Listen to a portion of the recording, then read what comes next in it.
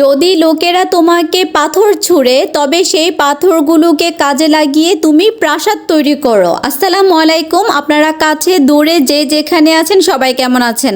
আলহামদুলিল্লাহ, আল্লাহর অশেষ রহমতে আমি কিন্তু ভালো আছি। তো সবজির বাজারে না, ব্যানগাড়ি থেকে আমি কিছু সবজি কিনলাম, সেগুলোই আপনাদের সাথে শেয়ার করলাম।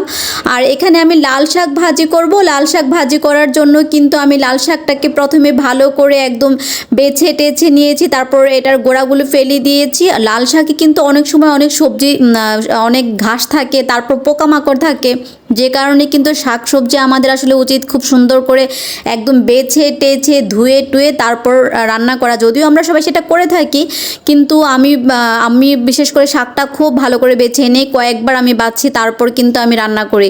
যাই হোক, তারপরে এখানে হচ্ছে আমি চিচিঙ্গা ভাজি করছি। এখানে চিচিঙ্গা ভাজি করব শুধুমাত্র পেঁয়াজ, কাঁচামরিচ আর ধনেপাতা দিয়ে।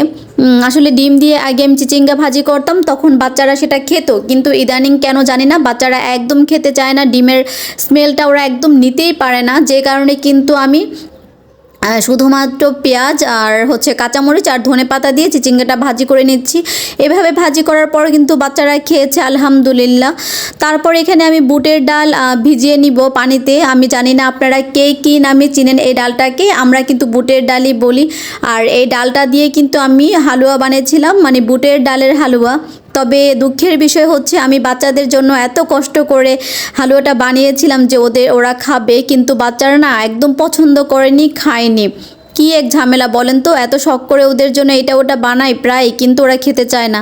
তারপর কি আর করা, সেগুলো কিন্তু আমি খেয়ে নিয়েছি, কিছুই করার ছিল না। বুটের ডালটা আমি প্রথমে বুটের ডালটাকে আমি পানিতে ভিজিয়ে নিয়েছিলাম, তারপর 5-6 ঘন্টা পর কিন্তু এটাকে আমি সিদ্ধ করে নিয়েছি। ভালো করে সিদ্ধ করার পর এটাকে আমি ব্লেন্ড করে নিয়েছি, তারপর কিন্তু ভালো করে এটা আমি কুক করে নিয়েছি। তারপর আমি এটাকে বুটের ডালের যে বরফি বানিয়ে নিয়েছিলাম, কিন্তু বাচ্চারা খায়নি সেটা। আর এখানে বাচ্চারা বলছে চিকেন খাবে, তো ওদেরকে আমি মুসুর ডাল দিয়ে চিকেন রান্না করে দিচ্ছি। চিকেনটা আসলে আমি হাড়ের মাংস নিইনি, জাস্ট সলিড মাংসটা রান্না করে নিচ্ছি ওদের জন্য, যেহেতু ওরা তো আর হাড় খেতে পারবে না। তো যাই হোক, যেই ব্যাপারটা নিয়ে কথা বলছিলাম সেটা হচ্ছে যে লোকেরা যদি তোমাকে পাথর ছুঁড়ে তবে সেই পাথরটাকে কাজে লাগিয়ে তুমি প্রাসাদ তৈরি করো, তাই না? আপনারা দেখবেন আমাদেরকে অনেকে অনেক সময় অনেক আঘাত করে, কথার আঘাত করে, বা কটু কথা বলে, অনেক খারাপ ইঙ্গিত করে কথা বলে, বা আমাদের দিকে মানে তীর ছুঁড়ে মারে বলতে কথার তীর।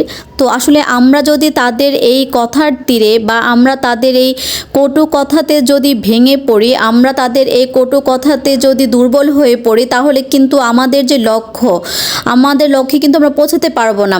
আমরা তো সবাই মানে আমাদের যে টার্গেট থাকে বা আমাদের যে একটা কি বলবো এটাকে, মানে লক্ষ্য থাকে, সেই লক্ষ্যে আমরা পৌঁছাতে পারবো না, তাই না?